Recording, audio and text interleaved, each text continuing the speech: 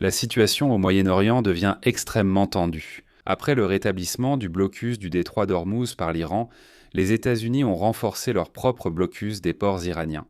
On en est arrivé au point où les États-Unis ont ouvert le feu et même capturé un pétrolier iranien qui tentait de briser le blocus américain. Le président américain Donald Trump s'est aussitôt vanté que les forces américaines avaient capturé un navire de marchandises battant pavillon iranien, après qu'il ait tenté de contourner le blocus naval américain dans le golfe d'Oman.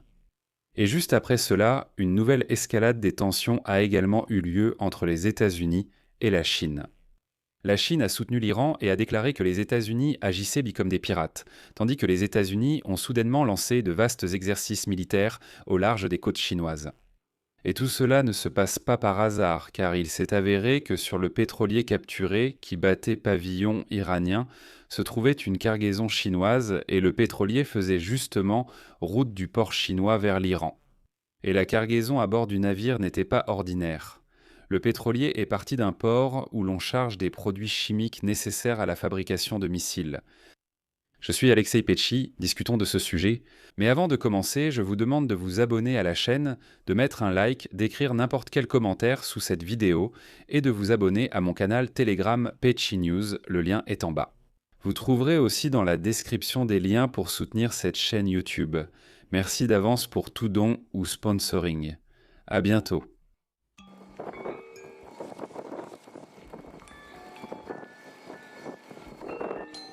Motor Vesel Tosca, Motor Vesel Tosca, évacuez votre salle des machines, évacuez votre salle des machines. Nous sommes prêts à vous soumettre à des tirs d'immobilisation.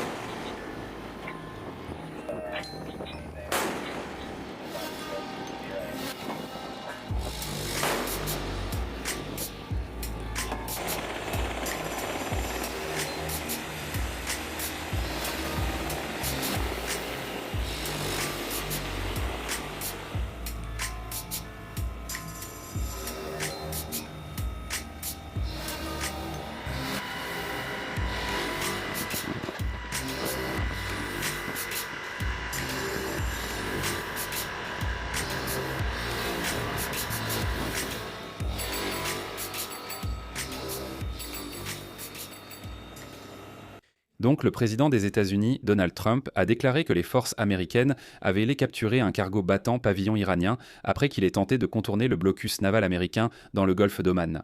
Le commandement central de l'armée américaine a diffusé des images de l'événement.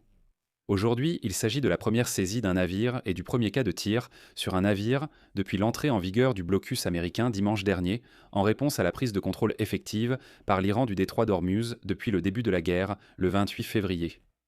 Donald Trump a déclaré que les Marines américains ont neutralisé et saisi un navire appelé Tosca.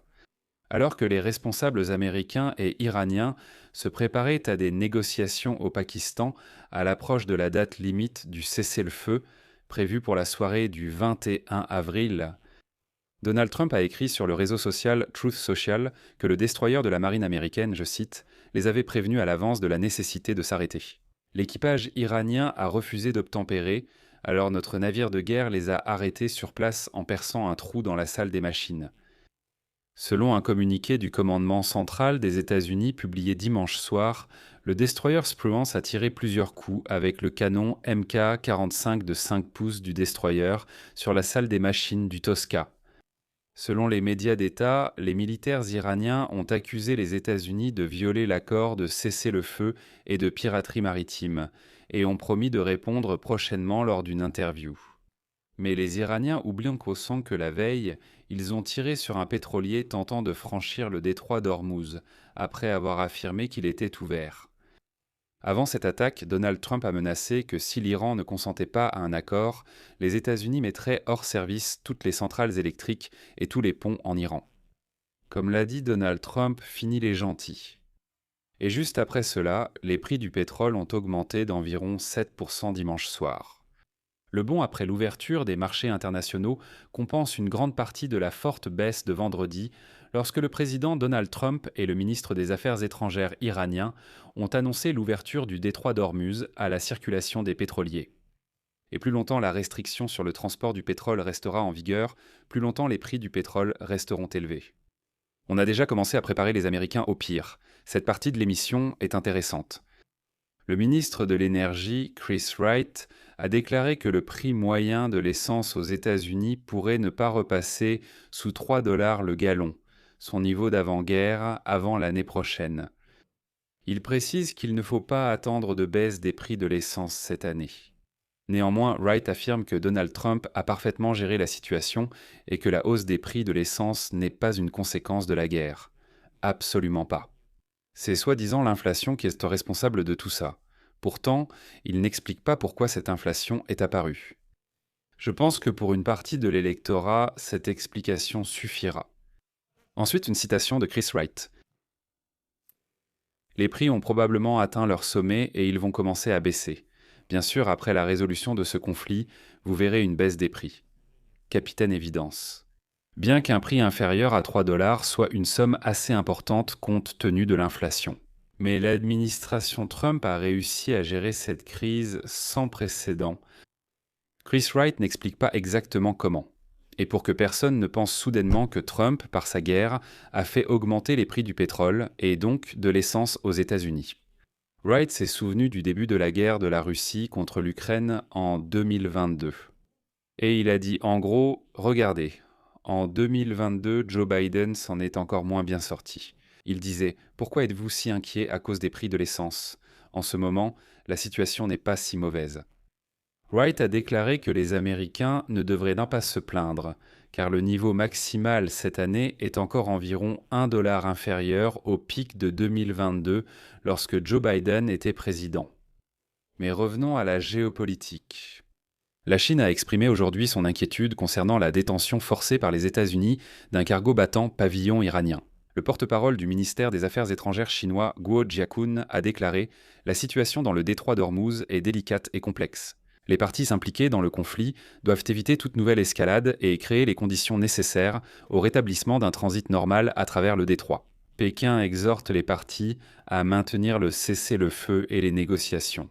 Une fenêtre pour la paix s'est ouverte. Il faut créer des conditions favorables pour mettre fin rapidement à la guerre. » Mais les Chinois sont mécontents de cet incident, et ce n'est pas sans raison, notamment à cause de la détention de ce fameux navire iranien. Il s'est avéré que le navire était terne. Celui-ci, capable de transporter jusqu'à 5000 conteneurs, revenait d'un port chinois où sont stockés des produits chimiques. Le port de Gaolan est situé dans la ville de Zhuhai, sur la côte sud-est de la Chine. C'est un port bien connu pour le chargement de produits chimiques, en particulier du perchlorate de sodium. Et le perchlorate de sodium est un précurseur clé du propergol solide dont l'Iran a besoin pour son programme de missiles. En même temps, on ne sait pas encore exactement quels matériaux se trouvaient à bord de ce navire et nous attendons de voir ce que diront les Américains. Mais il est évident que depuis ce port, à part des produits chimiques, pratiquement rien d'autre n'est jamais transporté. En même temps, les États-Unis ont commencé leurs plus grands exercices de défense avec les Philippines, ce qui souligne l'importance pour Washington de maintenir une présence militaire dans la région Indo-Pacifique afin de contrer la Chine sur fond de guerre au Moyen-Orient. Balikatan attirera également un nombre record de militaires.